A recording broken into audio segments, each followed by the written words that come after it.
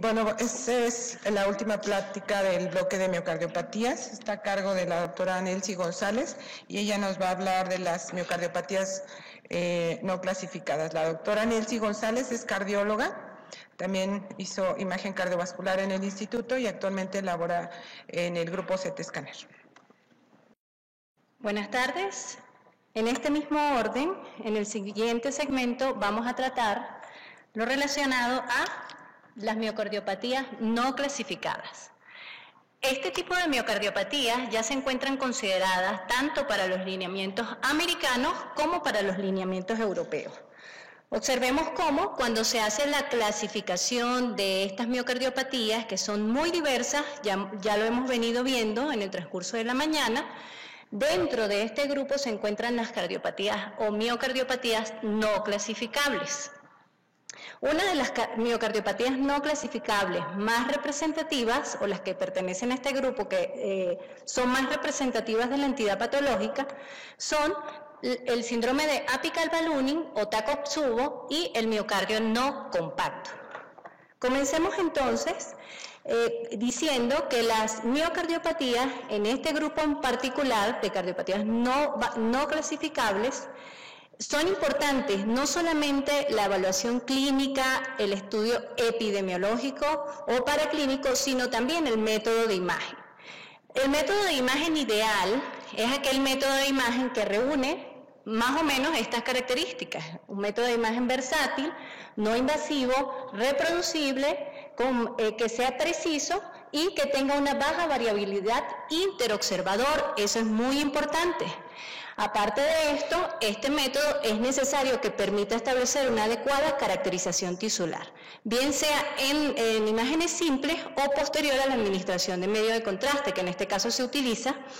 Y uno de estos métodos de imágenes que reúne todas estas características es precisamente la resonancia magnética cardiovascular. Por lo tanto, vamos a hacer énfasis en este método, evaluando todas y cada una de las secuencias que van a ser empleadas para la evaluación de este grupo de pacientes.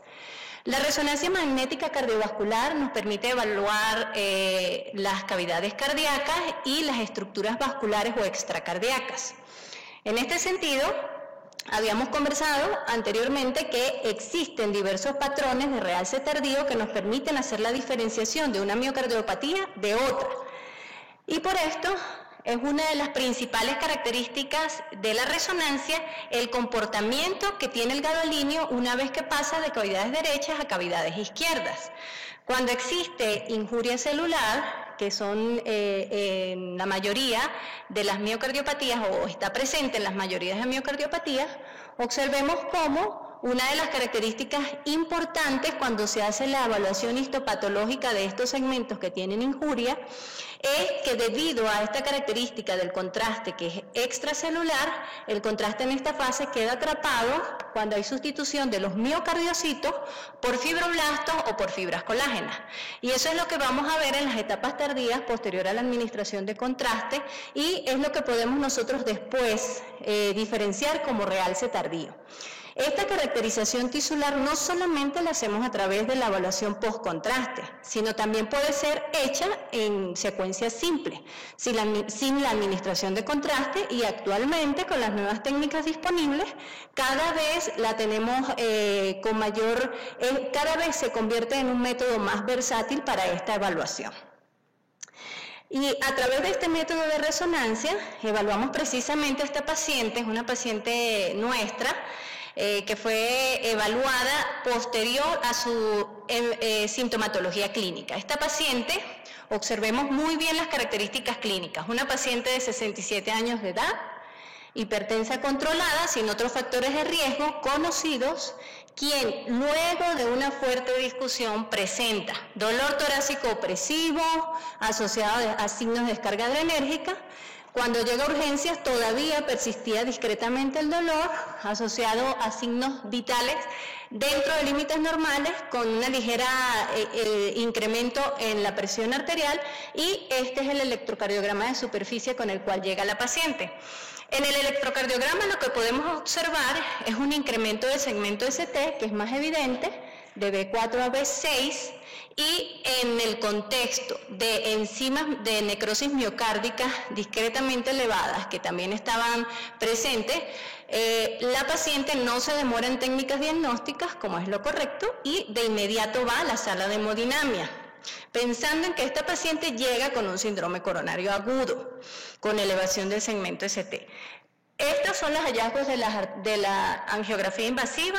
Observemos cómo tanto el sistema coronario izquierdo descendente anterior circunfleja como el sistema coronario derecho se encuentran sin lesiones demostrables o por lo menos obstructivas. En este sentido ya se visualizaban algunos trastornos de cinesia regional dentro de estas cavidades, por lo tanto se hace en el mismo procedimiento una ventriculografía. Observemos que en la ventriculografía existe un patrón anormal de cinesia regional del ventrículo izquierdo, y este patrón que estamos observando es el patrón característico, el sello distintivo de la movilidad y de las alteraciones de cinesia que se consiguen en este tipo de miocardiopatía, en el tacoxubo. Observemos cómo existe una hipercontractilidad de los segmentos basales con asinesia o disinesia del segmento apical del ventrículo izquierdo, en ausencia de lesiones coronarias, porque ya las vimos. Posteriormente, una vez teniendo todas las herramientas clínicas, epidemiológicas, cómo se desencadenaron los síntomas, y posterior a estos hallazgos invasivos, se hace el diagnóstico entonces de síndrome de apical ballooning o tacoxubo. De esta manera, entonces, nosotros estamos actuando de acuerdo al algoritmo diagnóstico propuesto para este tipo de patologías, en el cual la paciente llega mimetizando un síndrome coronario agudo con elevación del ST, va a diagnóstico angiográfico y posteriormente, cuando hay ausencia de enfermedad arterial coronaria, va a un estudio de resonancia magnética cardiovascular para descartar si la paciente presentó, en este caso en particular, un infarto del miocardio sin lesiones coronarias obstructivas, que puede presentarse, o si la paciente se encuentra ante este síndrome de tacoxubo. En este caso, si hacemos el diagnóstico de este síndrome de tacoxubo, el seguimiento de la paciente debe hacerse cada 3 meses, los primeros 6 meses. Si ya hay recuperación, porque esa es una de las características de la patología, la recuperación de estos trastornos de cinesia, la paciente puede decirse que no tuvo ninguna alteración del miocardio y que puede tener posteriormente bajas posibilidades de que esta miocardiopatía pueda presentarse de nuevo o pueda repetir. Las imágenes de resonancia nuevamente van a mostrar un patrón con hiperquinesia o cinesia normal de los segmentos basales. Estas son 2 cámaras, aurícula izquierda, ventrículo izquierda, con asinesia, incluso disinesia del segmento apical. Puede comprometer al segmento medio del ventrículo izquierdo. Y este es el patrón característico de esta entidad patológica. Una vez que llega a la sala de resonancia, cuando se hace la planificación del procedimiento, se sigue el siguiente protocolo. Vamos a irlos desglosando uno a uno. Lo primero que hacemos son los localizadores. Los localizadores pueden ser realizados en sangre negra o en sangre blanca, y se recomienda que en estas patologías los localizadores sean realizados de cortes finos para poder hacer una evaluación de las estructuras vasculares y de las estructuras extracardíacas sin necesidad de hacer otros estudios de angiografía a través del método. Posteriormente, una vez que se obtienen los localizadores y se planifican los ejes reales cardíacos, vamos a tratar de ubicar en este paciente si cuenta con algunas características dependiendo del protocolo que se emplee de exploración. Lo primero que vamos a demostrar es la presencia de edema. Estos pacientes cursan con edema. ¿Por qué? Porque hay injuria celular. La injuria celular hace que el sodio salga al espacio extracelular y arrastre agua. Esta es la característica fisiopatológica que se encuentra en los pacientes con tacoxubo. Entonces se incrementa la intensidad de señal en los segmentos precisamente aquinéticos, y eso es lo que vamos a ver en esta secuencia, que en algunas oportunidades, debido a que estas secuencias de T2 pesadas, que son las que el pesado en sangre blanca o sangre negra, que son las que habitualmente utilizamos, requieren de ROI de referencias y pueden traer algunos artificios por diversas causas, se emplean técnicas de T1 mapping o T2 mapping. Las técnicas de T1 mapping nos establecen una medida cuantitativa para determinar edema sin la necesidad de estos ROI de referencia, y en el caso del T2 mapping es una alternativa más estable y cuantitativa para la evaluación de pacientes que se presentan con sospecha de edema. Cuando utilizamos estas secuencias, cuando no son percibidas estas alteraciones o este incremento en la intensidad de señal a través de la aplicación sencillamente de métodos cualitativos por la observación del miocardio en la estimación visual del agua o del edema que tiene ese segmento alterado.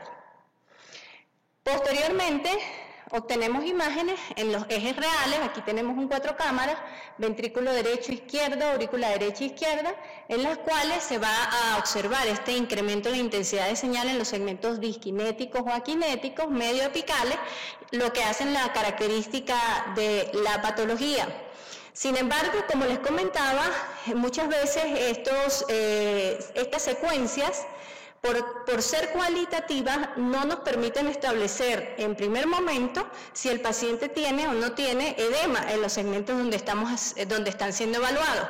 Por lo tanto, entonces, surgen estas técnicas en las cuales podemos evaluar el mismo paciente en los mismos cortes, que son todas las que estamos viendo acá, y vamos a centrarnos en las primeras 3 filas. La primera, la A, es un paciente en el cual se ha aplicado T2 pesado, la segunda es T2 pesado en sangre blanca, y finalmente en la C, unas imágenes en T1 mapping utilizando una herramienta que es la herramienta color para hacer la diferenciación del miocardio anormal con el miocardio normal. Observemos cómo con claridad el miocardio normal se observa de color verde, es el primer cuadro, y el anormal, donde hay edema, se observa de color rojo. Es muy fácil para nosotros hacer la distinción de los segmentos que tienen edema y diferenciarlos de aquellos segmentos que no tienen edema. Y en este sentido, se ha demostrado que cuando se comparan estas secuencias de T1 mapping, T2 mapping, que pueden hacerse antes del contraste y también ofrecen información posterior al contraste, tiene una superioridad en cuanto al incremento de sensibilidad y especificidad con respecto a los otros métodos que se emplean, con un área bajo la curva que llega a ser de 0,94. Por lo tanto, es necesario considerar estas secuencias para, en el caso de que contemos con este tipo de secuencias en nuestros centros, aplicarlas en este grupo de pacientes. Posteriormente, uno de los protocolos que evaluamos en los pacientes y que hacen el diagnóstico evidente es las características morfológicas y de función ventricular. Los pacientes con Takotsubo, o las pacientes, porque generalmente se presentan en sexo femenino, con Takotsubo, muestran alteraciones de la contractilidad anormal en los segmentos medio apical que no están relacionados con un territorio coronario. Aparte de esto, pueden presentar hipercontractilidad o un incremento en este engrosamiento endocárdico de los segmentos basales del ventrículo izquierdo. A través de un postprocesamiento, las mismas imágenes de cine, las imágenes de movimiento, podemos hacer un etiquetado del miocardio y de esta manera establecer, a través de técnicas que anteriormente eran solamente realizadas por ecocardiografía, como el tracking strain, si el paciente se presenta con enfermedad subclínica o si se encuentra con algunas alteraciones que no son fácilmente detectadas en esa etapa de recuperación de los pacientes. Aquí vemos entonces la característica morfológica, la imagen radiopaca, ventrículo izquierdo, aorta, y observemos en diástole y la diferencia que existe en sístole con esa característica forma donde hay una hipercontractilidad con disinesia que se puede evaluar o es evidente por cualquier método de imagen, SPECT o resonancia, e incluso por tomografía cuando se realiza este método de imagen, y en el cual es necesario considerar que no solamente vamos a evaluar el ventrículo izquierdo, sino que también debemos incorporar nuestra atención a la evaluación de la aurícula izquierda, porque se ha determinado que el incremento en volúmenes diastólicos y la disminución de volúmenes sistólicos están presentes también en la aurícula izquierda, y esto hace que haya una disminución en la fracción de expulsión de la aurícula izquierda, por lo que algunos autores hacen énfasis en esta medida y consideran que debe realizarse y debe darse este dato para todas las pacientes que ingresan con Takotsubo. Entonces tenemos, posterior a la fase aguda, más o menos unos 3 a 6 meses, una recuperación completa de la movilidad segmentaria y de la fracción de eyección del ventrículo izquierdo. Este es el ecocardiograma de la misma paciente, donde incluso podemos observar cómo esa disminución en el diámetro de las cavidades ventriculares izquierdas, apicales y medias, se encuentran incluso recuperadas o hay un retroceso de esta característica que inicialmente nos hizo pensar en que se trataba más bien de un infarto apical. Cuando se hace la administración del medio de contraste, algunos pacientes pueden no presentar defectos de perfusión, sin embargo, existen series que han descrito defectos de perfusión subendocárdicos y esto se debe a que se presenta generalmente posterior a un estrés psicológico o físico o algún dolor en este grupo de pacientes donde hay un incremento en la descarga adrenérgica con una alteración del sistema neuromoral y eso hace que ese miocardio que está afectado en esos segmentos tenga disminuciones de contractilidad y por lo tanto defectos de perfusión por miocardio aturdido o por la severa disfunción microvascular que presentan estas pacientes en particular. Así tenemos entonces que podemos observar ausencia de defectos de perfusión o nos podemos encontrar con un escenario clínico donde existe un pequeño defecto de perfusión subendocárdico en los segmentos que están afectados en la movilidad segmentaria. Finalmente, estas pacientes van a ser monitorizadas o evaluadas a través de la última fase de diagnóstico en la mayoría de los protocolos, que es la evaluación del realce tardío. ¿Dónde va a estar ubicado el realce tardío? Sí lo vamos a encontrar, sí puede estar presente el realce tardío en este grupo de pacientes en particular, y esto se debe precisamente a esa característica de noxa o daño del miocardio que se presenta por esta descarga adrenérgica tan severa que hace que este realce tardío pueda presentarse por edema y por miocardio aturdido y también podamos evaluarlo en los segmentos aquinéticos o disquinéticos. La característica principal de la patología es que no se presente realce tardío o si se presenta, en el caso de este grupo que se presente, pueda ser demostrado más fácilmente a través de la cuantificación por software semiautomatizado, donde puede detectar por una variedad de técnicas de umbrales que se presenta efectivamente el realce tardío en pequeñas cantidades y de una distribución que no es la habitual para un síndrome coronario agudo o una patología isquémica, que es una distribución en parches y difusa en las áreas también afectadas. Este es el caso nuestro, donde no observamos, por lo menos visualmente, este realce tardío, la característica de realce tardío dentro del miocardio, y una de las características fisiopatológicas que pueden explicar por qué se presenta el realce tardío es que se detectan en esta patología en particular focos dispersos de necrosis miocárdica en esas bandas de contracción de las áreas aquinéticas, lo que hace que podamos observar áreas de baja intensidad de señal. En resumen, tenemos una paciente